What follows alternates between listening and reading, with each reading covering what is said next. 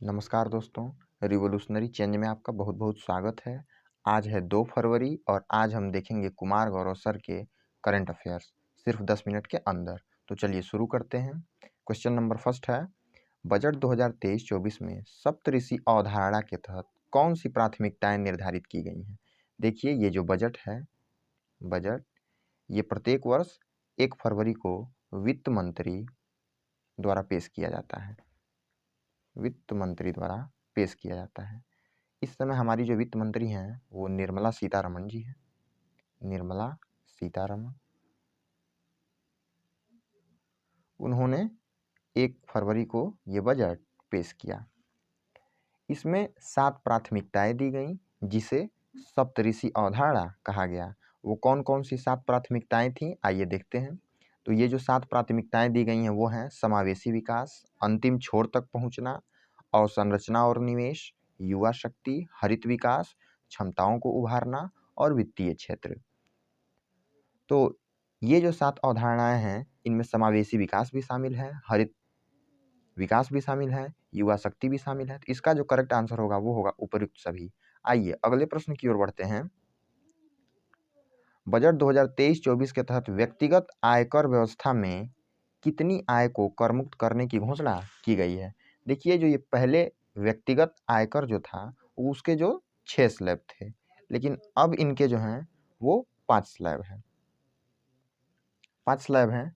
वो कौन कौन से स्लैब हैं उनको भी एक बार देख लेते हैं। ये जो 5 स्लैब हैं, जैसे 0 से 3 जो लाख है वहाँ हम 1 भी रुपये ब्याज, 1 भी रुपये आपको टैक्स या कर नहीं देना है। 3 से 6 लाख तक 5% देना है और 6 से 9 लाख तक 10% देना है और 9 से 12 तक 15% देना है और 12 से 15 तक 20% और 15 से जो ऊपर हैं 15 लाख से ऊपर वहाँ 30% टैक्स देना है। तो क्वेश्चन में जो पूछा गया है वो है 23-24 के तहत व्यक्तिगत आयकर व्यवस्था में कितनी आय को करमुक्त करने की घोषणा की गई है। तो इसमें 3 लाख जो आय है वहाँ पर कोई भी टैक्स नहीं लिया जाएगा। तो ये सही आंसर है। देखिए, ये जो नीचे बताए गए ये 6 स्लैब हैं, लेकिन 5 क्यों कहा गया, क्योंकि ये जो बिना टैक्स वाला है इसे काउंट नहीं किया जाता है। तो आइए अगले प्रश्न की ओर बढ़ते हैं। हाल ही में भारतीय सेना ने संयुक्त सैन्य अभ्यास त्रिशक्ति प्रहार का आयोजन कहाँ किया है।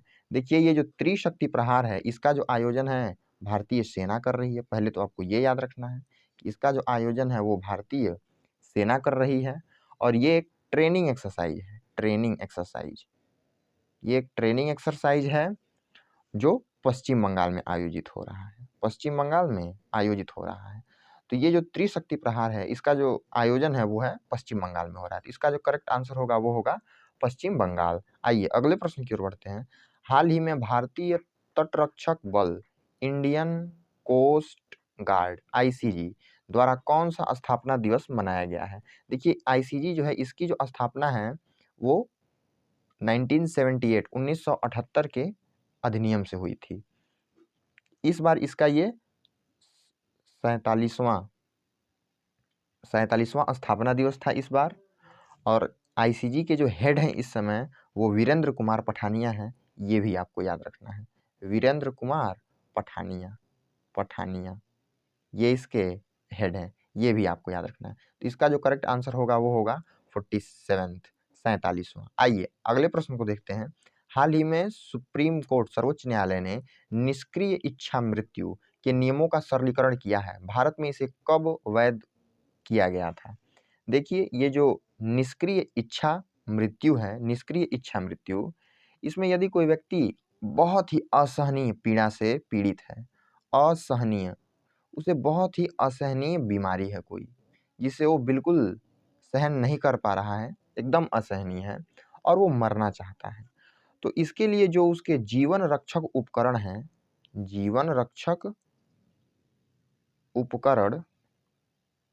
जिसके बल पे वो जिंदा है। जैसे कि कोई आदमी है बहुत बीमार है, वो वेंटिलेटर पे है और उसकी वजह से ही वो जी रहा है। अगर तो जो वेंटिलेटर है वो उसका जीवन रक्षक उपकरण है, अगर हम उसको हटा लें तो वो आदमी मर जाएगा। तो अपने हिसाब से, अपने मर्जी से अगर वो मरना चाहता है तो इस केस में क्या होता है कि जो वेंटिलेटर हो गया या जो भी उसके रक्षक उपकरण जो हैं उनको हटा लिया जाता है और इससे उस आदमी की अपने आप ही मृत्यु हो जाती है 2-4-10 दिन के अंदर। तो इसे 2018 में सुप्रीम कोर्ट ने वैध कर दिया था कि ये सही है, ये गलत नहीं है। तो इसका जो करेक्ट आंसर है वो है 2018, ऑप्शन नंबर सी। आइए अगले प्रश्न की ओर बढ़ते हैं। G20 की अध्यक्षता के दौरान पर्यटन को बढ़ावा देने के लिए भारत यात्रा वर्ष 2023 अभियान को किसके द्वारा प्रारंभ किया गया है? तो देखिए, जो ये G20 है, G20 2023 इसका जो है आयोजन वो भारत में हो रहा है, आपको याद रखना है। इसकी जो अध्यक्षता है वो इंडिया कर रहा है। ये इसका 18वां संस्करण है, ये भी आपको ध्यान रखना है कि G20 का 18वां संस्करण है जिसकी अध्यक्षता भारत कर रहा है 2023 में। इसमें जो भी अतिथि आएंगे, मुख्य अतिथि, उन्हें भारत दर्शन कराया जाएगा और इसके लिए भारत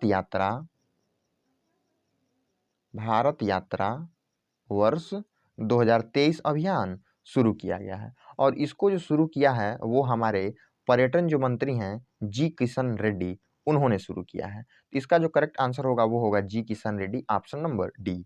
आइए अगले प्रश्न को देखते हैं। हाल ही में 97 वर्ष की आयु में दिवंगत हुए शांति भूषण का संबंध किस पेशे से था? तो देखिए, ये जो शांति भूषण हैं ये एक वकील रहे हैं, वकील, और 97 वर्ष की आयु में इनका भी निधन हो गया है। तो इसका जो करेक्ट आंसर है वो है ऑप्शन नंबर ए, वकील। आइए अगले प्रश्न की ओर बढ़ते हैं।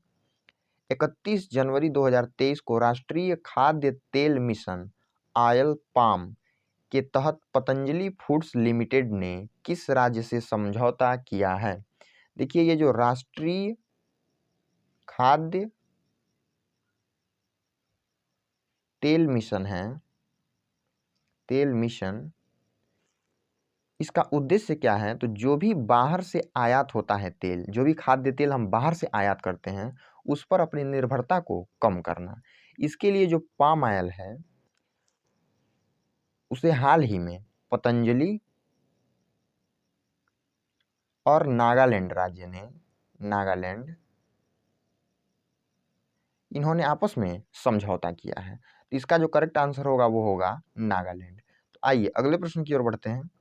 हाल ही में किस राज्य द्वारा स्कूलों में पढ़ने वाली सभी छात्राओं को स्वतंत्र और आत्मविश्वासी बनाने के लिए आरोहिणी पहल प्रशिक्षण कार्यक्रम शुरू करने की घोषणा की है? देखिए, उत्तर प्रदेश ने लखनऊ से अभी हाल ही में 1 फरवरी को एक पहल लॉन्च की जिसका नाम है आरोहिणी पहल प्रशिक्षण कार्यक्रम। तो ये जो कार्यक्रम है इसका उद्देश्य क्या है कि इसमें ट्रेनिंग दी जानी है। पहले इसका जो आयोजन है वो 3 चरणों में होगा। इसमें शुरू में 2-2 टीचर्स को ट्रेनिंग दी जाएगी, फिर वो टीचर्स छात्राओं को ट्रेन करेंगी। इससे उन छात्राओं को आत्मविश्वासी, उनका सशक्तिकरण करने में योगदान रहेगा इनका। तो ये जो कार्यक्रम है वो उत्तर प्रदेश ने अभी हाल ही में शुरू किया है। तो इसका जो करेक्ट आंसर है वो है उत्तर प्रदेश। आइए अगले प्रश्न की ओर बढ़ते हैं। 1 फरवरी 2023 को कल्पना चावला की पुण्यतिथि मनाई गई है। इनका जन्म कहाँ हुआ था? देखिए, ये जो कल्पना चावला है इनका जो जन्म हुआ वो करनाल हरियाणा में हुआ था। करनाल हरियाणा, यहाँ पर इनका जन्म हुआ था और ये पहली भारतीय महिला हैं जो अंतरिक्ष में गई।